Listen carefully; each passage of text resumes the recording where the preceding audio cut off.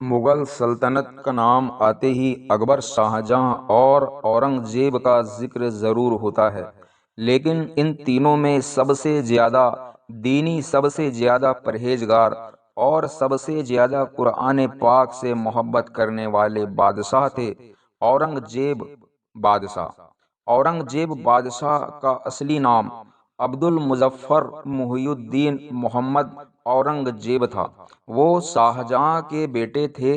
بچپن سے ہی ان کا رجحان علم، تعلیم اور دینی معاملات کی طرف تھا۔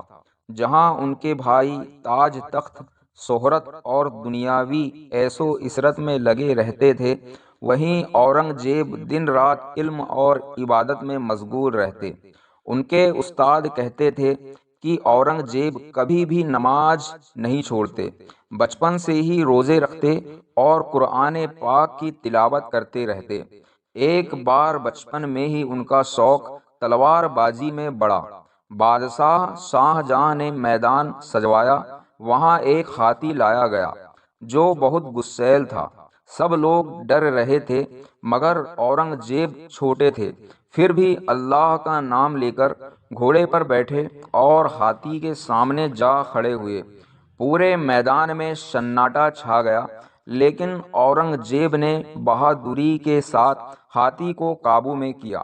شاہ جہاں نے اس وقت کہا، یہ بچہ ہی اصلی بادشاہ بنے گا، کیونکہ اس کے دل میں اللہ کا ڈر ہے، نہ کہ دنیاوی خوف۔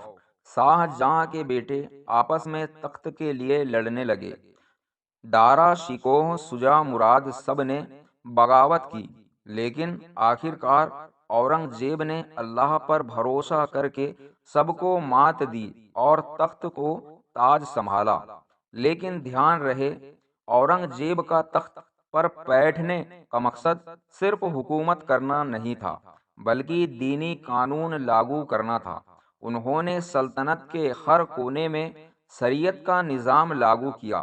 اورنگ زیب بادشاہ ہونے کے باوجود بے حد سادہ زندگی گزارتے تھے۔ جہاں دوسرے بادشاہ سونے چاندی کے محلوں میں رہتے تھے، وہیں اورنگ زیب ایک سادہ چٹائی پر سوتے تھے۔ انہوں نے سلطنت سے تنخواہ لینا بھی بند کر دیا تھا۔ جب وزیر نے پوچھا، جہاں پناہ، آپ اپنے خرچے کیسے چلائیں گے؟ تو اورنگ زیب نے کہا، میں اپنے ہاتھ سے قرآن پاک لکھ کر بیچوں گا اور اس سے ہی خرچ چلاؤں گا۔ واقعی انہوں نے اپنے ہاتھ سے پورا قرآن شریف لکھا اور اسے بیچ کر اپنے خرچے پورے کیے۔ اورنگ زیب کی عدالت میں کسی بھی عام آدمی کو بھی انصاف ملتا تھا۔ ایک بار ایک عورت نے آ کر شکایت کی کہ بادشاہ کے بیٹے کے سپاہیوں نے اس کا سامان چھین لیا ہے۔ اورنگ زیب نے اسی وقت اپنے بیٹے کو عدالت میں بلوایا اور کہا، اگر یہ جرم ثابت ہو جائے تو بادشاہ کا بیٹا بھی سزا پائے گا۔ ان کے دور میں غریب، امیر، ہندو، مسلم سب کو برابری کا انصاف ملتا تھا۔ اورنگ زیب نماز تہجد کبھی نہیں چھوڑتے تھے، قرآن کی تلاوت روز کرتے اور اکثر روزے رکھتے، یہاں تک کہ جمعے کی نماز کے لیے پیدل مسجد جاتے تاکہ توجہ ایک برابر رہے۔ جب ان کا وقت انتقال قریب آیا تو انہوں نے اپنے بیٹے سے کہا، میں نے پوری زندگی بادشاہ کی، مگر ایک تانا بانا کفن خریدنے کی بھی اوقات نہیں رکھتا۔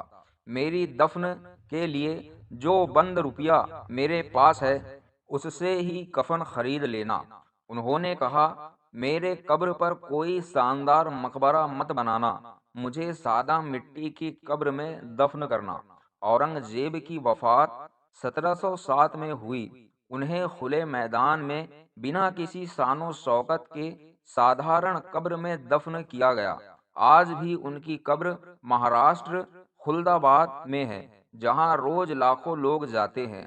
اورنگ زیب بادشاہ کا پورا واقعہ ہمیں یہ سکھاتا ہے کہ اصلی بادشاہت تاج تخت میں نہیں، بلکہ اللہ کے خوف اور دینی زندگی میں ہے۔